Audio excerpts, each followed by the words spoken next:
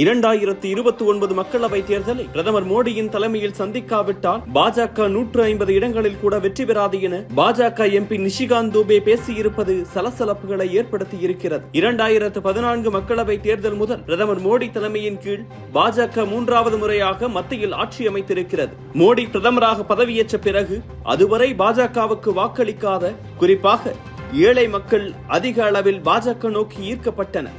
மோடியின் பெயர் மட்டுமே கட்சிக்கு வாக்குகளை கொண்டு வரும் என்பது அவரது தலைமை மீது மக்கள் வைத்திருக்கும் நம்பிக்கைக்கு சான்றாக இருந்தது என்று உலகாங்கிதம் அடைந்து கொண்டிருந்தனர் பாஜகவினர். பிரதமர் மோடியின் தலைமை இல்லாமல் இருந்திருந்தால் கடந்த மக்களவை தேர்தலில் பாஜக 150 இடங்களில் கூட வெற்றி பெற்றிருக்காது. பாஜகவுக்குத்தான் மோடி தேவை, மோடிக்கு பாஜக தேவை அல்ல. அவரை மையமாக கொண்டே கட்சி இயங்குகிறது. 75 வயதில் ஓய்வு பெற வேண்டும் என்று RSS தலைவர் மோகன் பகவத் கூறியிருக்கலாம். ஆனால் அது பிரதமர் மோடிக்கு பொருந்தாது. அடுத்த 15 முதல் 20 ஆண்டுகளுக்கு பிரதமர் மோடியே தலைவராக இருப்பார்.